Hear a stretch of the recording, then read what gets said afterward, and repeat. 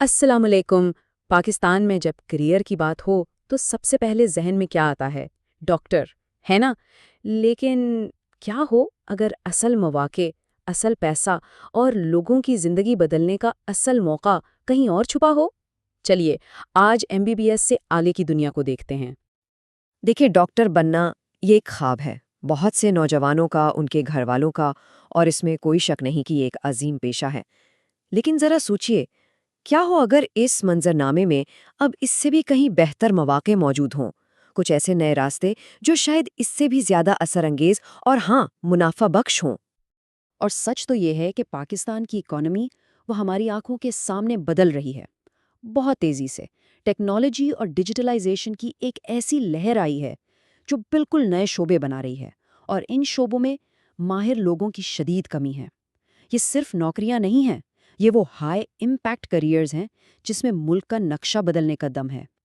तो सवाल ये है कि आखिर ये नए मौके हैं क्या? चलिए सबसे पहले स्टेथोस्कोप से थोड़ा आगे देखते हैं, समझते हैं कि आज के दौर में एक कामयाब और पुरअसर करियर के लिए डॉक्टर बनना ही वाहिद रास्ता क्यों नहीं है? और इस पूरी तब्दीली के पीछे जो सबसे बड़ी ताकत है, वो है डिजिटल वेव। तो आइए इस लहर पर सवार होते हैं और देखते हैं उन टेक करियर्स को जो ना सिर्फ जबरदस्त मौके ला रहे हैं, बल्कि सही मानों में पाकिस्तान के मुस्तकबिल की बुनियाद रख रहे हैं। इस नई डिजिटल दुनिया के सुपरस्टार्स कौन हैं? नाम सुनिए।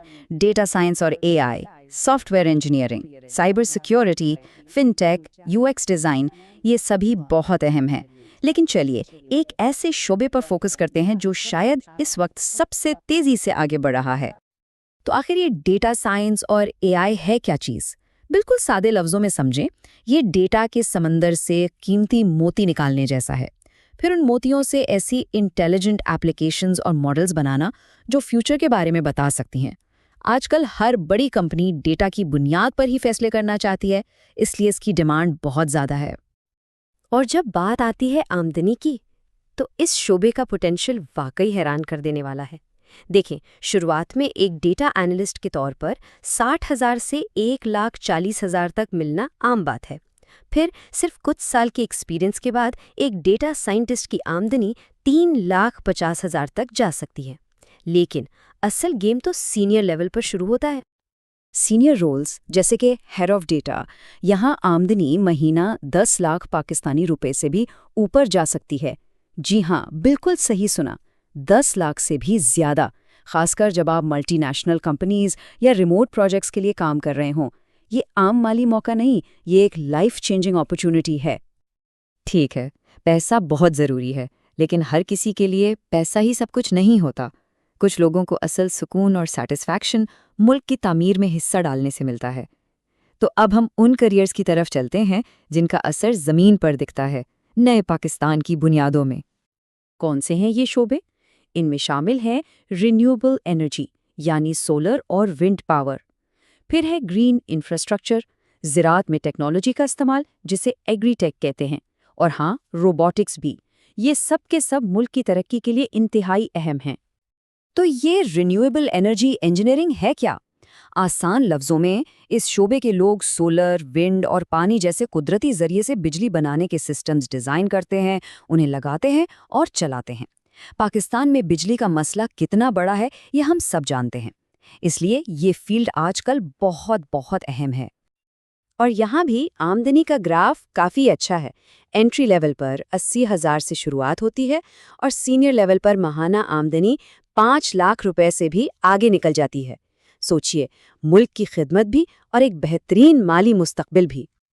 अच्छा, हमने टेक की बात की, मुल्क की तामीर की बात की, लेकिन उन लोगों का क्या जिनका दिल हमेशा से सेहत के शोबे में ही लगता है, जिनका पैशन ही हेल्थ केयर है? तो उनके लिए खुशखबरी यह है कि लोगों की मदद करने के लिए अब डॉक्टर बनना ही वाहिद रास्ता नहीं रहा। हेल्थ केयर का फ्यूचर क्लिनिकल मेडिसिन से कहीं कहीं ज़्यादा बड़ा है। इस बात को जहन में रखना बहुत ज़रूरी है। सेहत के शोबे का जुनून एक रास्ते पर बन नहीं चढ़ता, बल्कि ये तो कई नए दरवाजे खोलता है और हर दरवाजे से लोगों की जिंदगी में बेहतरी लाई जा सकती है। इस फ़र्क को समझना बहुत बहुत ज़रूरी है। देखें, रिवायती रास्ता यानी एमबीबीएस में एक डॉक्टर एक वक्त में एक मरीज़ का इलाज करता है, ये इंतहाई अहम काम है। लेकिन जो नए शोबे हैं जैसे डिजिटल हेल्थ या बायोटेक, वो ऐसे सिस्टम्स और टेक्नोलॉजीज़ बनाने का मौका देते हैं जो एक ही वक्त में लाखों लोगों की सेहत को बेहतर बना सकते हैं। यानी इम्पैक्ट का जो स्केल है वो बिल्कुल ही अलग लेवल का है। तो कौन से हैं वो करियर्स जो हेल्थ केयर की शक्ल बदल रहे हैं? इनमें आते हैं बायोटेक्नोलॉजी और जेनेटिक इंजीनियरिंग, फिर है digital health, allied health sciences जैसे कि फिजियोथेरेपी और नर्सिंग जो हमेशा से अहम थे और अब और भी अहम हो गए हैं, और इंडस्ट्रियल फार्मेसी यानी वो जगह जहां नई दवाइयों पर रिसर्च होती है। अच्छा, इतनी सारी इन्फॉर्मेशन, इतने सारे ऑप्शंस। अब सवाल ये उठता है कि सही रास्ता चुना कैसे जाए। तो इस आखिरी हिस्से में हम एक ऐसे फ्रेमवर्क पर बात करेंगे जो मुस्तकबिल के बारे में एक सोच समझकर फैसला करने में मदद देगा।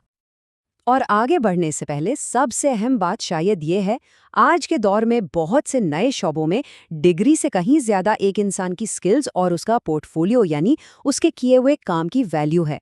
इस नए रूल को समझना ही आज की जॉब मार्केट में कामयाबी की चाबी है। तो इस नए गेम के नए रूल्स क्या हैं? सिंपल है, 4 चीजें।